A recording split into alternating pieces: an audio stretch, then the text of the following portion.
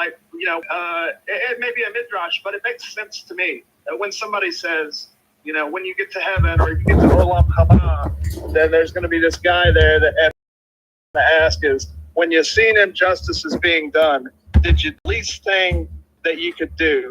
Did you at least say, I disagree with this? Did you say this isn't right? Did you at least say something? Yeah, Mendel. That's the least you can do. And when he said that, I decided at that point, I'm going to at least, when I see converts being mistreated, I'm going to defend them every time. Later, I went through the Mishnah and realized that there's 5 questions asked, and that's not one of them. So I don't know if he got it wrong or if he's inventing his own thing. Yeah. But at that point, I'd already made up my mind. It made an impact on me. So I was also letting the people know there that, this pro-life issue is not just, a black and white abortion issue. Pro-life has been, is hitting us from all sides, is quality of life. Being pro-life isn't just saying that babies should be born. We're also rail against the chemtrails that they're spraying in the sky, the GMOs, Monsanto, Bill Gates, the transgender movement, basically them selling us freedom, and they're selling us freedom. They're selling us our own genocide, and the masks and the mandates and all that. They're selling us our own genocide on the face of freedom, security, and I think that, the baby issue is just one branch of the pro-life tree. Uh-huh. Yeah, I came out with a video. I think I'm pretty sure it's still up on my channel. 20 years ago, called Judaism. Judaism calls abortion murder, and it was the only video out since. It's probably still the only one there on YouTube.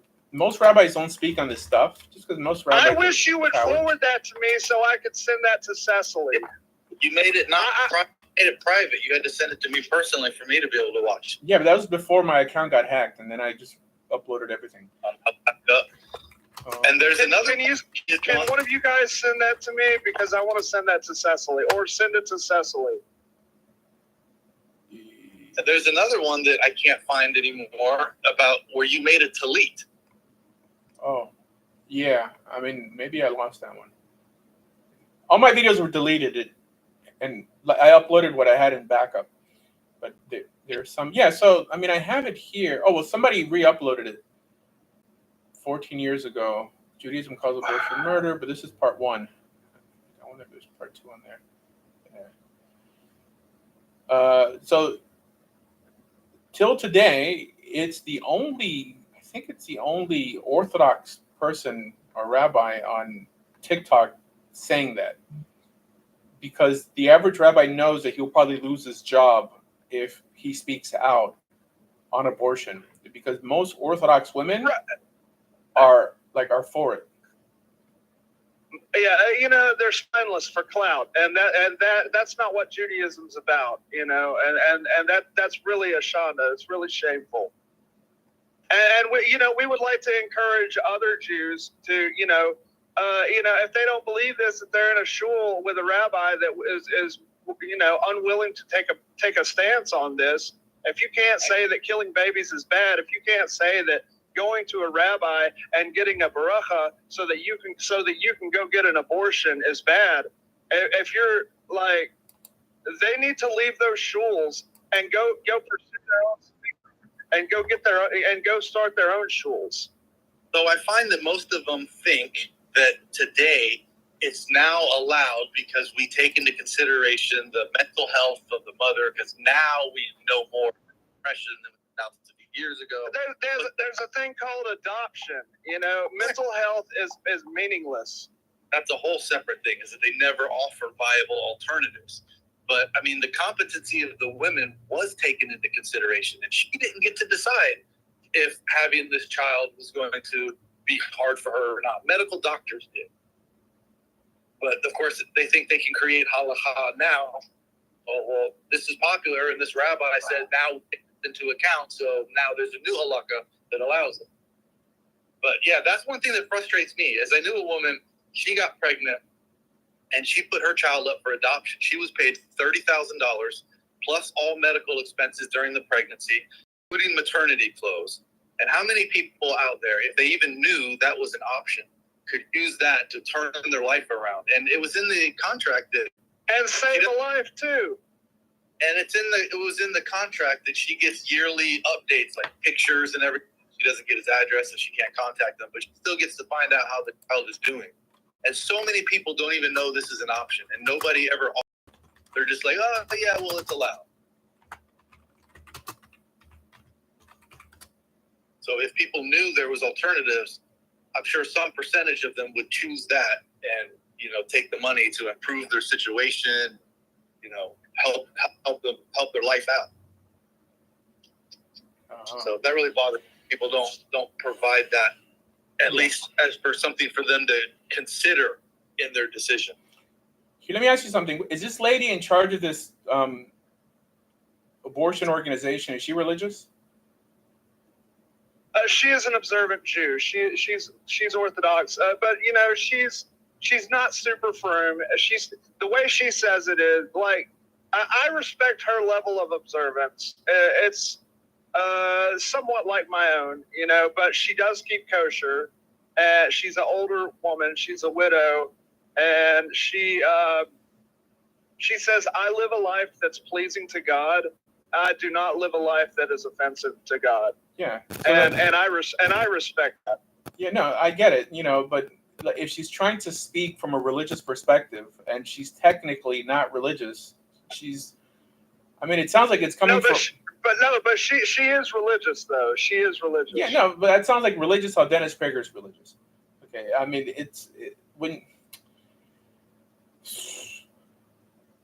I just wish there were more Orthodox Jews. I'm thinking of just starting my own organization on this. Just because, I know a bunch of rabbis who, who's the only other Jewish person who's given out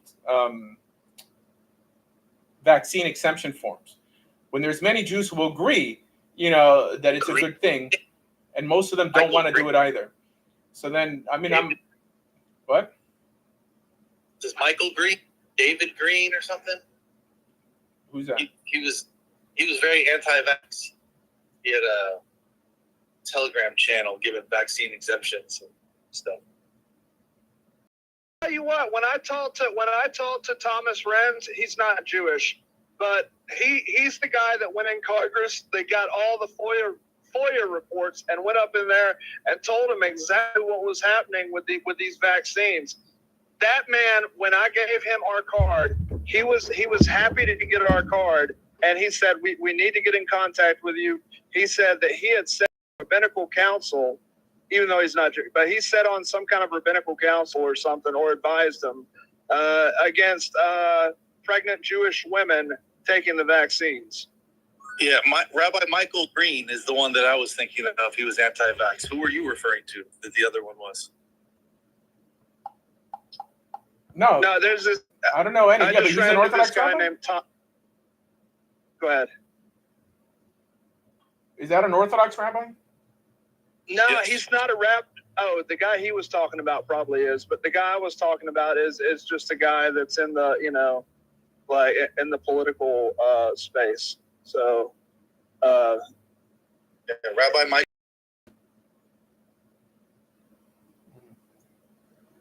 He's Orthodox. Yeah. All right. Who was the guy you were referring to? Oh no, guy I was talking about, his name was Thomas Renz, Renz, and I wasn't referring to anyone. I was saying that maybe I should start my own because I think I'm the only. I guess till Michael Green, the only other person who gave out exemption forms. Yeah, you should. Yeah. Where no be found, strive to be a leader. Yeah, I'm encouraging her. I'm still encouraging her to. Collaborate with you. I'm doing PR. I'm putting my stuff out there. I'm thinking, man, you need to talk to Asher. He's really cool.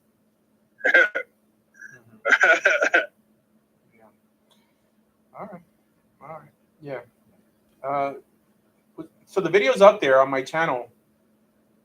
Judaism calls abortion murder. There's two parts to it, and I bring down sources. They're not any Talmudic sources. They aren't like that, but I bring down like Moshe Feinstein, Rabbi Yehuda Levin. There's Orthodox rabbis who held to this position. Not that necessarily that if you commit abortion, you in some way have to be killed, but in Judaism we have this notion of murder without the death penalty. That if you murder something that is what's called a treifa, it's an animal that's going to die on its own, or like a living being that's going to die of its own. If you don't help it within, I think, maybe 6 months or something like that, that means that's essentially the status of a baby. That baby can't survive in the vast majority of cases outside of the mother. So it's still considered murder, but it doesn't have the death penalty attached to it. At least this is what Moshe Feinstein taught regarding abortion. For Jews. What? But Noahides, even a fetus in a womb should be executed for. Yeah, that is not the best argument, because, I mean, you get executed, for stealing a penny. You're a Gentile. And hey, but when they say, okay, it's not a human until X amount of time, whatever, it refers to a fetus. Oh, because it's alive. All right. So you're saying the Rambam is Right. acknowledging that a fetus is alive. Yeah. Yes, and so as for non-Jews or Jews, if it's a rodef, there's an exemption for the penalty, right? But if this is going to be a death penalty, which obviously we don't give out today, for a non-Jew, then how is it not placing a stumbling block before them by telling them it's okay to do something that legally they would be given the death penalty for, even if it's not enforced today? Yeah. I mean, I personally wouldn't use the Noahide laws because it's just.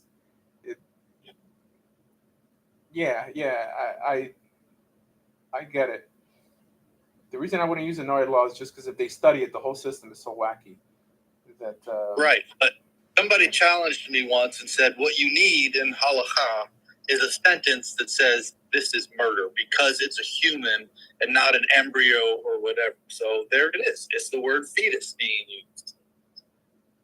I mean, it's not like they have a system. Oh no, we use this argument to justify it, and this is very effective. So I'm pretty convinced that the Rambam would have considered abortion murder for Jews and Gentiles, just because even it is showing, even if the mother, you can't touch the child. Even if the mother dies, that is the way of the world. It would be killing one Jew to save another, and that's not allowed. The reason I think the vast majority of the rabbis would have considered it murder is because you have to be taught otherwise. It's natural to assume that if you have a baby in you and you feel it kicking and doing all that stuff, meaning it's like past the 40 days or something, like, or whatever, that if you extinguish that life, why would that not be considered murder? It seems that the average person, if they read the Bible straight through, would realize this. It's academia stepping in with nuance and different arguments and jargon to try to get you to a different point, that it's not about the life of the child, but the rights of the woman and it being her body. All these arguments are foreign to anything that would have been inside the mind of the rabbis. So people think like this nowadays because they were taught to think otherwise. Naturally, anyone would realize that the Torah prohibits abortion on the grounds of it being murder. There's no reason. Now, according to Jewish law, and this is when they start twisting things, they're like, oh, well, like if a fetus dies before the 40 days, I believe, you don't have to. There's no mitzvah of kavura. There's no mitzvah of burying this body and going through the whole routine that you would go with a fully formed adult. So they'll say, oh, you see, well, this is a sign. And then it uses one statement in the Torah that says that it's, at this point, it's merely water. Now, it's not saying that it has the status of water, but it's saying, like, if you grab the fetus, it's like, it's not even a real body before the 40 days. I mean, as comparable to, someone after 9 months. Yeah, but they do a lot and they twist it and stuff like that just because I think that secularism has affected Judaism more than the other way around. And for some reason, Christians don't go this far, or Muslims don't go this far to justify abortion, but there's many Jews who do. And it's because of this whole Baal Tshuva movement. The Baal Tshuva movement, the problem with the Baal Tshuva movement is that it just got Jews to change the way they act and not change the way they think. This is why feminism is very big in the Jewish world, unfortunately, because, yeah, I mean, they keep Shabbos and they'll throw on a skirt, but they don't stop believing that there's patriarchy. And they don't stop. So most of the people that I've discussed this with don't know anything about halakha. So they'll quote from the Torah the part about if two men are fighting and a woman grabs a man to defend her husband and he hits her and then the child dies, then it's like a monetary fine. So they'll use that to say it's not murder.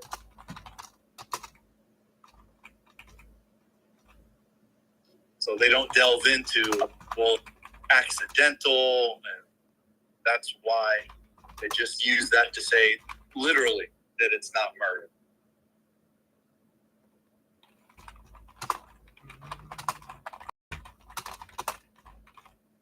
So what do you say to someone that says that because they're quoting Torah? Hold on, I'm trying to chat here on YouTube with people asking me questions. Here, can you quote the verse in the Torah again, I'm sorry?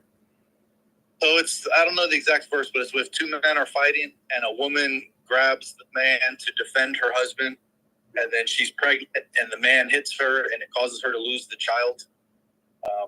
It's a monetary fine. So he's not put to death. So they say it's not murder, because even though the child died, there's no punishment for murder. So they use that to say, you see, it's not a human. Even the Torah says there's no penalty. Well, first of all, to make the argument that it's not a human, and right. also, so you know how to do that from halakha, but they don't. They're only reading the Torah. So there's a misconception that there are two different words in Torah, one for manslaughter and one for murder. The word is used interchangeably for both. So to assume that if, yes, you're killing something, that it in some way is allowed because it doesn't call it murder, like at least in the English, what doesn't mean that the Torah didn't understand it as murder. When this is the notion of murder without a death penalty, that only because something is wrong, right? I mean, only because there isn't a death penalty for it, what doesn't mean that it's something that enables you to do or wants you to do. It just doesn't make any sense. They're just trying to clone the Torah for an excuse for a practice that was never done. That a woman killing her unborn child, that this was like okay, and even in some cases, it's encouraged. That's what's baseless. But there's another statement in the Torah that says that a man who kills a man within a man is. It doesn't literally mean man. It's like literally, that's exactly talking about abortion. She had that scripture on some of the literature that we was passing out. Yeah. So there's sources for both. I mean, with the notion, it's kind of a stretch to assume that if a man kills an unborn child, right, and being that it's so, these things happen all the time. That one prohibition of having wild dogs in the town is that it could cause a woman to miscarry. I don't think it's fair that if a man causes a woman to miscarry, that person should die. But that doesn't mean that that's not a life, right? I mean, it's kind of like this primitive argument that only because, yes, some lives are more valuable than other lives, right? This is not, the Torah is not this sort of egalitarian book. Clearly, someone who's 90 years old, who's terminally ill, his life is not as important as my 9-year-old son's, right? Clearly, right? Yeah, but that doesn't mean that extinguishing any one of those lives is in some way a good thing. So right, it seems like for the penalty, like if you shoot someone in the back of the head, it's murder. But if he's running towards your child to harm him and you shoot him in the back of the head, you're exempt from the punishment because you're doing it to save somebody. And we even see this in halakha with animals. If an ox goes a person, it's the ox that did it. But if you knew that ox displays this behavior and you didn't lock it up, then you're negligent. So you're accountable for it. I don't think it says you're accountable for murder. No, I don't know if it uses the example of killing somebody, but you're punished, like restitution or something. Oh, for sure. I mean, that makes But sense. Honestly, even today, like, I don't think the average religious person would feel that if you cause a woman to miscarry, that you should face the death penalty.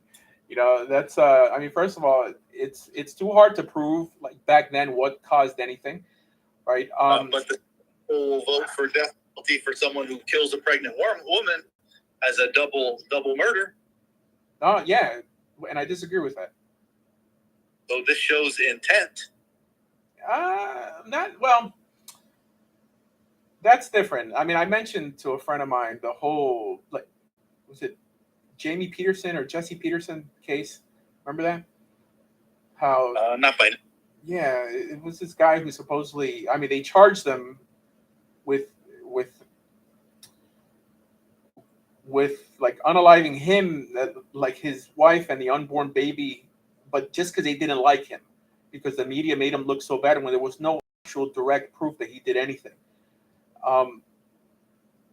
Yeah, I mean, it's just the argument that what these people make that, you know, if what the Torah would have said that a guy who pushes a woman to the ground and she loses her baby, that person should be put to death, they would make fun of the Torah, like based on that reason, right? But at the same time, they use that reason to justify like women killing their children. So stupid. It like either way, it's done for nefarious reasons. It's not done because they're trying to do what's good for society. I mean, it's done just to, in some way, allow women to pursue their hedonistic desires, like sacrifice their children for the sake of career. I mean, for anything. I mean, for the sake of their figure. Right? I mean, it's still a form of sacrifice. But yeah, I don't know. Either way, you have to be taught otherwise. I don't think that the common person will come to these conclusions if they read the Bible straight through. It's reading the Bible with an agenda and trying to find how those verses fit your agenda every time you open that book. And it sounds stupid, you know, but we're dealing with a silly generation. I mean, they think that God endorses. I mean, they believe that God endorses the unaliving of your unborn children just for fun, right, or for recreation. I mean, it's not. Now I get it. The argument could be made, like if a woman is raped, but still, I mean, it's a hard argument. I think it was even the Rabbis Yosef who said that in such a case, the abortion shouldn't take place. Because yeah, clearly two wrongs don't make a right. Right, and it's yeah. But anyways, And there's halakhic examples of why an abortion should not take place in the case of rape. Are there? Yes. If a man goes to war and he takes one of the captives, he's only allowed to be with her one time against her will. Okay. And then she has to marry him, but it has to be consensual. So if she does not agree to marry him, after 12 months, you have to set her free. But if from the one time they were together, if they had a child, now that child, 9 months later, you're dealing with a 3-year-old child. You would think the child would go with the mother, but the child, because the mother's not Jewish, didn't agree to marry him, is raised by the court as an orphan, and the child is converted. So the child product of a rape from a woman who does not want to marry the man is converted and raised as a Jew. Oh, but I thought you said that there were arguments halakhically, like two. Well, that's the halakha, is it not? Yeah, no. I thought you said that the argument was allowing people to have abortions because of rape. No. In rape to the child not to be aborted because of it. Right. The mother doesn't want it. The father's not going to have it because it's raised by the court, but the child still gets to live. Yeah, I understand that. Okay, yeah. I guess more should be said on this issue. But these are things that get you labeled a fanatic or a radical, which is, I don't think, labels that we should run away from. I mean, especially if we're doing the right thing. Right. So, yeah. I mean, I may read a video on abortion. It's always, I mean, it's just so much easier to, or did I? Did I do a stitch on this? Jewish. I don't remember seeing it. Yeah. The average person who speaks in behalf of Judaism on TikTok is not religious. So they'll say Judaism teaches, or Judaism is so sophisticated because it allows abortion, but they're 9 out of 10 times not Orthodox. And now there's some Orthodox people who are also on the left, and for some reason, I don't know, leftists are career activists. But even the religious Orthodox ones they don't know anything other than what their rabbi is teaching them. They're not actually learning the halakha. Yeah, but I mean, it shows you what the rabbis are teaching them. So I would say, yes, the average Orthodox Jew is not for abortion. However, they'll say that it's allowed if a rabbi gives you permission. Okay. This is what the average Orthodox Jew will say. The average person, this is why when I talk to the average Jew on TikTok or on Clubhouse, they don't know what the heck I'm talking about. I don't even use words like halacha because they don't even understand. I mean, for them, halacha is whatever is popular. So, I mean, I try to use logic, and I'll ask them, like, how religious are they? Or, I mean, after speaking to someone for like at least 3 minutes, you should be able to gauge if they went to yeshiva, you know, like depending on what words they use as you're describing a certain topic. But if something's allowed because a rabbi gives them permission, then how do you decide which rabbi is allowed to give permission? You're a rabbi. Can I just say Asher gave me permission for this or that? In such a case, it's a bit of a lost cause. There's no way, there's no easy way to get such a Jew from that point of religion, and that's probably the vast majority of Orthodox Jews. They don't know what halacha is. They think that halacha is whatever rabbi allows you to do something, right? I mean, they have a term for this. They call them like a heter rav, or like a heter rebbe. That if there's like a rabbi who gives you permission to do whatever you want to do, because there's a saying that if there's a halachic will, there's a rabbinic way, or vice versa. There's a rabbinic will, there's a halachic way. That means if you want to do something, all you have to do is find certain rabbis that allow you to do it. But then everything is allowed because you can always find a rabbi to say this is allowed when some other rabbi says no, it's not. They disagree on everything. Yeah. So that's what we're dealing with. That's what we're dealing with. I mean, it completely undermines the whole legal system because you go get a reform rabbi, and they're going to tell you you can do anything you want. Oh, well, that's different. I mean, that doesn't count so much. The halakha is what my rabbi says, but if your rabbi says something different, your rabbi is wrong. My rabbi is not wrong. So where's the list of correct rabbis? It doesn't exist. No, it does exist. They're called the Sanhedrin, and they wrote what they called the Mishnah, right? So those are the correct rabbis.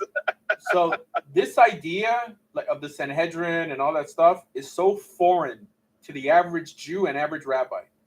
It's like you're speaking a different language to them. I'll tell you,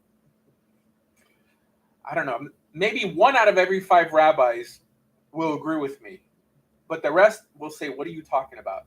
I'm telling you, people with the title rabbi, not that I care about the title rabbi, but you would assume that if they have the title, they have what to say on religious topics, at least from a grounded perspective. You would figure that would be part of the smicha, that they would know this, vital information that they should have as a rabbi. Guys, I only use the title rabbi because I happen to have ordination, i.e. smicha, but not that I think that.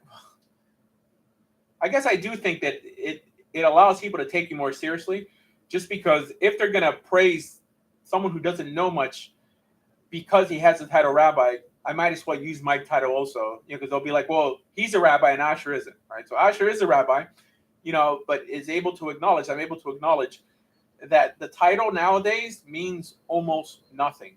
It means nothing in terms of proper guidance to do. I mean, yes, they'll tell you what's kosher and what's not kosher, and that's only because there is a nuance on it. I'm pretty sure that if Kabbalistic rabbis started introducing new kosher standards, it would screw up the way they decide what's kosher or not, because they don't have a grounded way to make this assessment.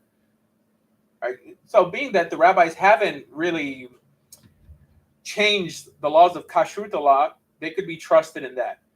But in terms of how laws developed, they'll basically say, look, I do whatever my rabbi told me to do, and that's what I'm required to do. Right? Which is not really true. I mean, you can't hide behind anybody. But they do. And they'll say, do you think you know more than my rabbi? That's it. So I don't use words. Well, as a matter of fact, I do. Topics I do know more than your rabbi. So like when we use the words like smicha, kashrut, like all these things to the average Orthodox Jewish person, you're going over their heads. Like they don't know what that means. Oh, kashrut don't know, but in terms of, I don't know, takana, gezerah, like all these things, they don't know what you're talking about. They're like, we do whatever appears in Shulchan Aruch, which is not necessarily true. But they just say this over and over again. So this is why. Yeah. If they go to Chabad.org and type in smicha, they will see that Chabad says if you have a question for a rabbi, you need to first make sure that rabbi is knowledgeable in the topic that you are asking, because many people use the title and they have smicha only in one topic or only in one area, and there's rabbis that are not knowledgeable in other areas of smicha, and there are people who are experts that do not have smicha. So you need to make sure your question is being asked to a competent rabbi in that topic. So they even admit there's knowledgeable people that do not have smicha, which is what you should ask, and there's people that call themselves rabbi that have no experience or no knowledge whatsoever in the topic that you might be asking. It's a pretty good explanation, actually, I think. Yeah. Anyways, it's you're not going to be liked like if you teach these things, unfortunately. You're not going I didn't write what's on Chabad.org. I mean, I didn't write any of this stuff. I mean, the same thing happened. If you're debating Christians, you can't say I wrote the New Testament. I just know what it says. Hey, Tell how them you doing? Your book and show me, read what it is. Yeah, I'm empty. You have a nice day. I can't be blamed for anything that's in that book on their shelf. I had no hand in writing.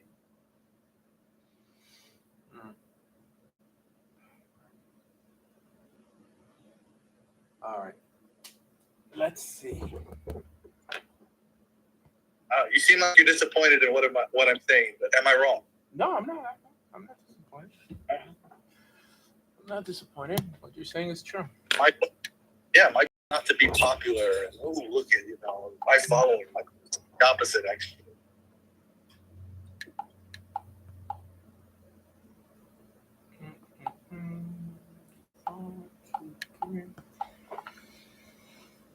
All right. Let's see.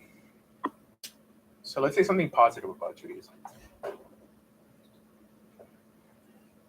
Like I know how to make Judaism seem so rosy. All right.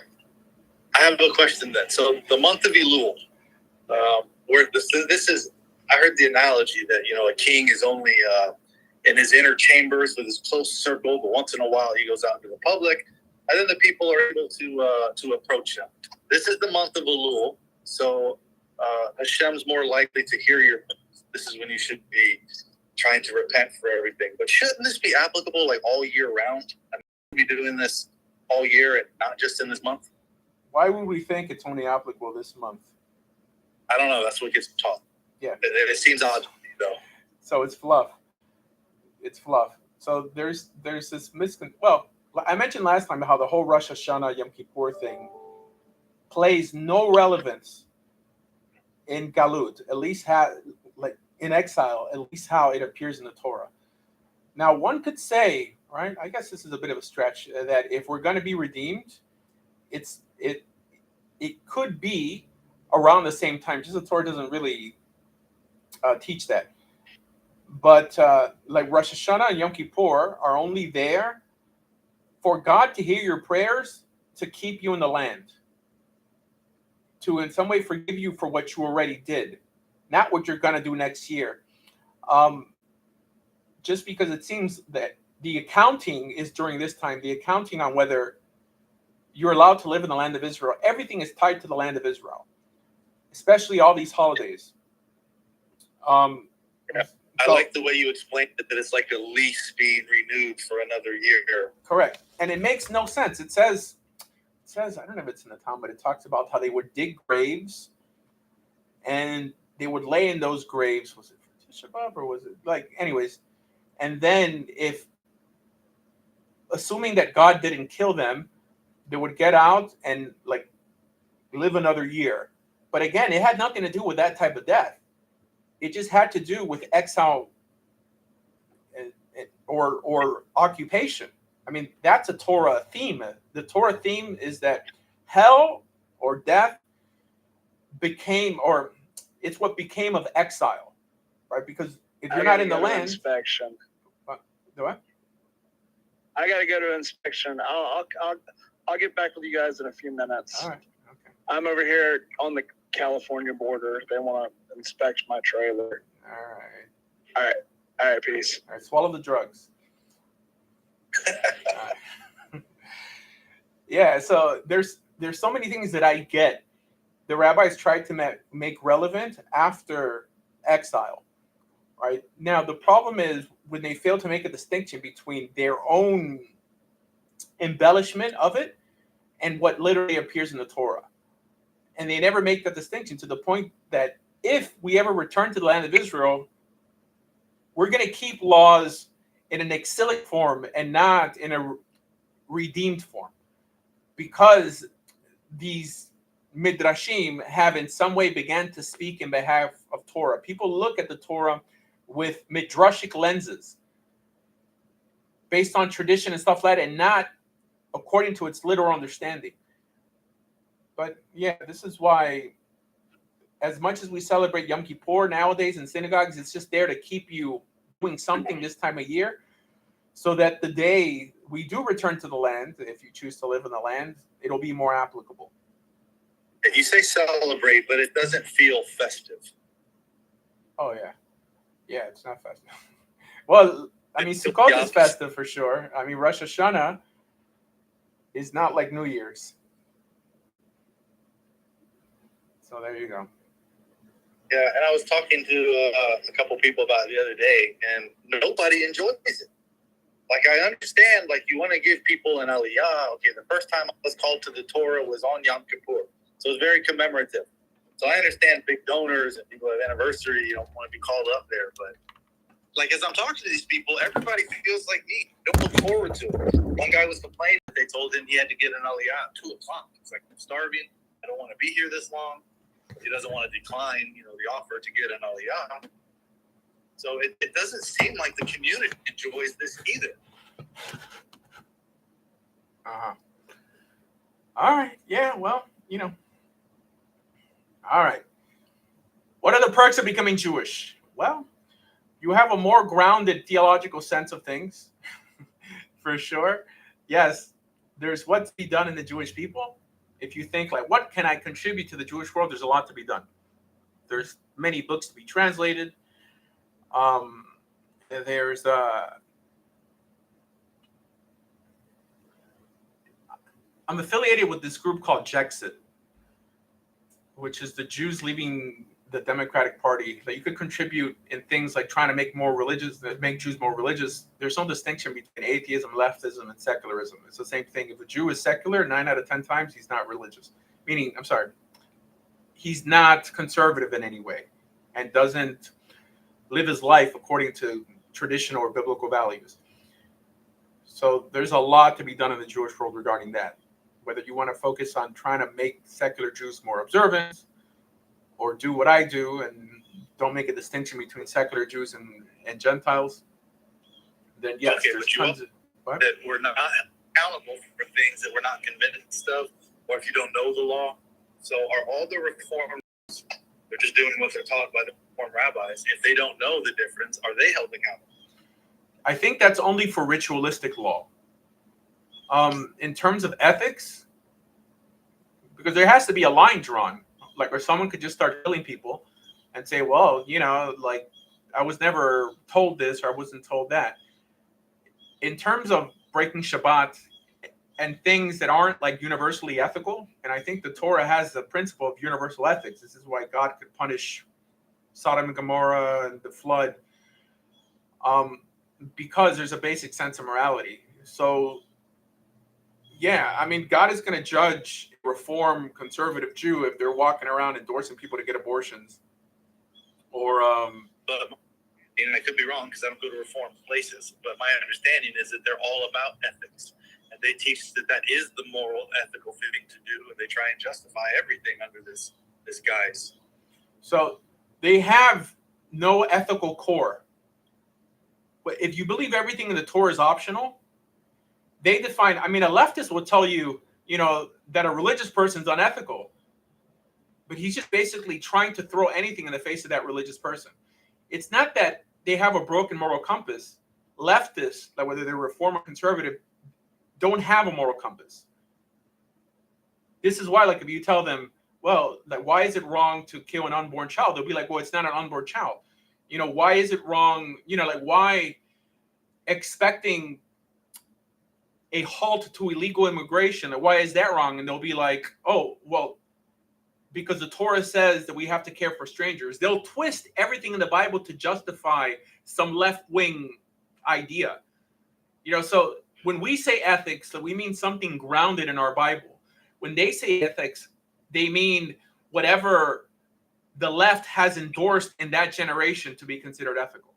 So it's completely up and down. I mean, they'll think that it's unethical if you don't subscribe to gender affirming care, which means like telling people that they're women when they're really men. They view that as unethical. So they have a completely different thing. I mean, yeah. I mean, they think it.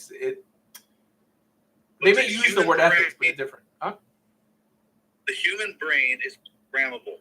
It's up to us as individuals to decide who is going to indoctrinate us by who we give access to our brains. What channel you watch on TV, if you have a TV, who you decide your teachers are going to be.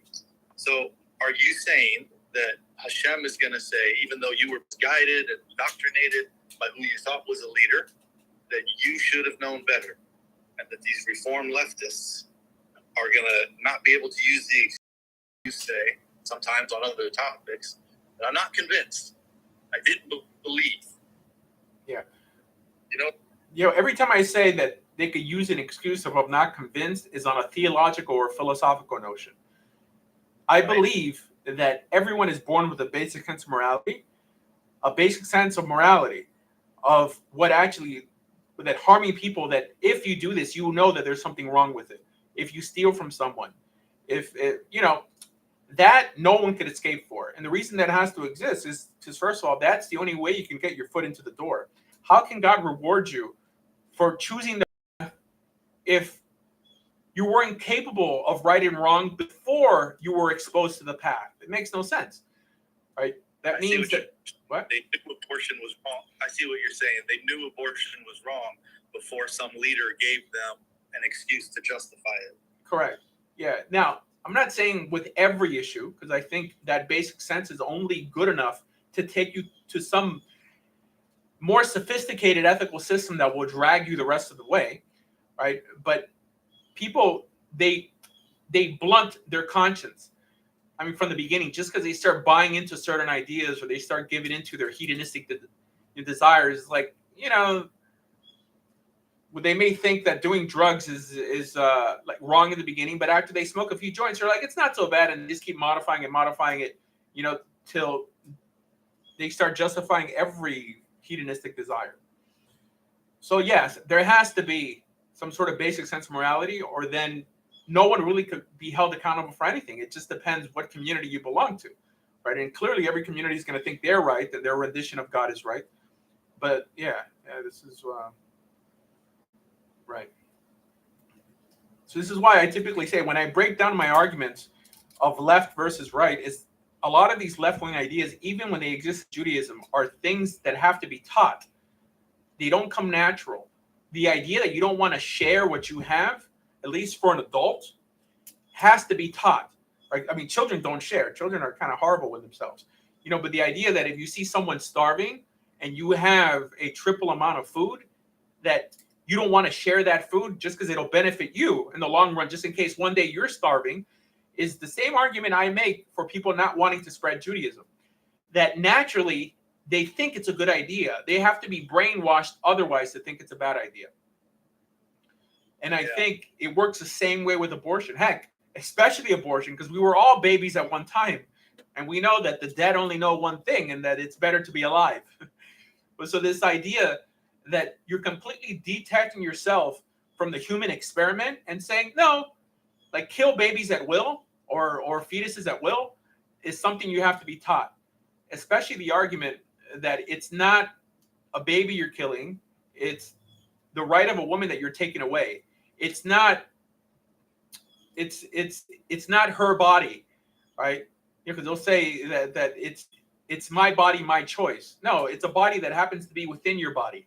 These are things that have to be brainwashed to think that the issue is women's rights and not the unaliving of a child. These are things that have to be taught. Right? It's just silly. Yeah. So common sense goes a long way. Things in life, whether they're studies, or even things that people say, thus says the Lord, they either confirm the obvious or are typically wrong in the vast majority of cases. And that goes with statistics also. The reason I don't tolerate a lot of jargon on my shows, like, people saying, oh, well, religious people are 10 times more likely to steal from you than secular people or atheists and stuff like that, because it breaks the rule. The rule is that statistics either confirm the obvious or are typically wrong. If something is so out of this world, like, I don't know, you're more likely to get like murdered by a squirrel, right? We have to use common sense. Their intuition counts for something. And the way the left runs the world today is that they don't want you to believe what you see with your eyes. They want you to believe whatever they sanction. Whether it's masks work when they don't work, or the booster will keep you safe, like all these things, it's them getting you to check your brains at the door. So in life, things either confirm the obvious, whether there's statistics, whether there's studies, right? Whether God said it. But you know how many times the rabbis say, oh, well, the halacha is this? And I'm like, that can't be the halacha. And then I'll go back and I read it, and it's completely the opposite. These things, they either confirm the obvious or are typically wrong. It's just the way it is. You know how many times, adamantly, they'll be like, Judaism is against encouraging people to convert. You know how stupid that sounds? And that anyone with any thinking person would be like, that can't be the case. And of course, you look for it and it's not there. Anything. Well, every time you suggest someone consider it, the response is always, oh, they don't have to. Well, nobody said they had to, but why can't they consider it? Yeah, no, they'll get stuck at at a little detail. Like, oh, well, it never says to force people to become Jewish. Well, who's forcing anyone to become Jewish? See, that's called reaching. Like they're trying to throw everything into the mix. Just because change and cognitive dissonance is painful. All right. You've invested so many ideas. You mistreated so many people by, I don't know, this us versus you approach, and not that we're all in this together, that it's hard for you to walk that back. It's hard for you to say, oh, what are you, a follower of Ashkenazim now, encouraging people to become Jewish? Everybody hates Ashkenazim, yeah. So here we can't do that. So whatever. There's what to do. There's what to do.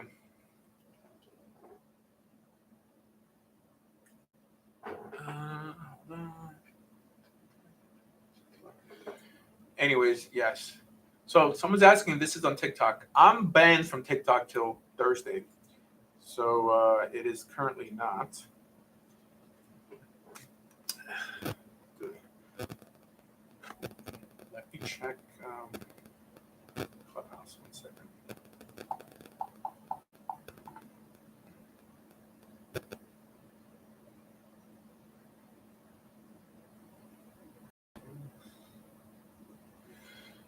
All right. Okay, let's do like 15 more minutes. But yes, India, I think I said January 17th is when we're planning India. But I think, yeah, so we're going to do conversions in India, but it's mainly going to be a speaking tour in universities and seminaries and even in some churches. So, like, if you guys want to be a part of that, you guys are welcome. We're going to be specifically in Tamil Nadu, although we're going to Andhra Pradesh, probably to spend a Shabbat there. But 2 weeks in Tamil Nadu, starting from Chennai all the way to Coimbatore. We're going to be traveling with the Torah scroll to fill in all this stuff, to give people an introduction, a basic introduction to the Jewish people, Judaism, and the state of Israel. Now, me talking about the state of Israel has nothing to do with some Zionistic pursuit. I mean, I think that it just behooves us to, because there's so many religious people there, to protect them. I mean, just like if I was speaking about Jews in America, by in some way eradicating misinformation. There's a lot of misinformation in India regarding Jews, and everything is tied to them being Zionists and all this stuff. Anyways. So I saw a fundraiser that somebody said they have $40,000 raised, but it's not enough to build a mikvah. They need more. I thought $40,000 is not enough for a mikvah. We need to start a mikvah building company. Yeah, no, it costs more than that, especially like if they're going to build a house around it. So for the small communities that convert, that don't have access to that type of thing, what do you recommend they do? Go to the beach, go to the lake, or build a mikvah in their yard. Yes, if you were going to build a mikvah in your backyard, I can help you build it for less than $3,000. I mean, I'm not going to build it myself. I'll tell you what to do. Like an above ground pool and just bury it? That would be a problem, because it can't be what's called a kli. It can't be like a vessel that you just put in the ground. It has to be built into the ground. But something like it. I mean, the problem with an above ground pool is that it's not concrete. So then it would have to be made of earth. Concrete? I'm sorry? It has to be concrete? Yes. Yes, it has to be concrete. So mikvahs will have tile on it, but under the tile there's concrete. I mean, it has to be part of the ground. So being that the concrete is part of, like there's dirt there, and if it's buried in the ground, or like if you build the blocks in the ground, and it has to be connected to the ground, but if you just have like a piece of wood or a piece of plastic on top of the ground, it doesn't count. The plastic is, I think because it's not makabel tuma, that means it can't, it has to be like a material that could acquire impurity, I believe. Something, yeah, but it can't be, for sure it can't. Now, for a guy mikvah, it could, but a guy mikvah could be a swimming pool. Some people even hold that even taking a shower. I was talking to a Lubavitcher this weekend that there's an opinion that for men, taking a shower counts as a mikvah. But for women, there's different standards for woman mikvah. The whole 40 sa, which one opinion is 87 gallons minimum. Some go up to 250 gallons. Partially what could be or should be ideally rainwater. Could be snow, but there's a way during what's called hamshacha that you turn out the spigot and then it trickles down like a mound of earth. That could also work. Yeah, if somebody wants to build a mikvah, just hit me up. We build a mikvah in India,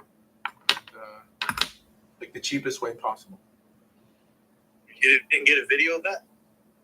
There's no video of us building the mikvah because we just gave them the money, and they built it. But there's a video of the mikvah, like on my YouTube and my TikTok. There's probably 2 or 3 videos. I'm sorry? That's what I was wanting to see, was how it was done. Yeah. No, so there's video of it. It's very simple. It's just a box. That's what it is. It's a concrete box, cemented to the ground. And it shows how the water trickles down a little ramp. And that's pretty much it. The ramp is also part of the same structure. It's also made out of stone. So as the water trickles down, it converts itself from water that's poured by your hand to, water that was gathered naturally. And now there's things you have to be creative about, of how you're going to run a filter and like making sure that the mikvah doesn't leak in any way. But it's very simple. But the mikvahs that are done today are done to fulfill all requirements of every community. because especially if it's in a community, like a Chabad guy is not going to go to this type of mikvah that I built because they have weird standards, that they themselves, like the stringencies the men will, but they won't use in terms for nidah or for conversion, they wouldn't use it. Because they have their vessel, their brior, like under instead of next to, or sometimes they'll have both, and they're very strict. Yeah. So this could be one reason why they charge so much to build. Okay. That's it. Anyways, guys, on that note, yeah, today's a slow day. We will continue next week. Thanks. Okay, man. Take it easy. Take it easy.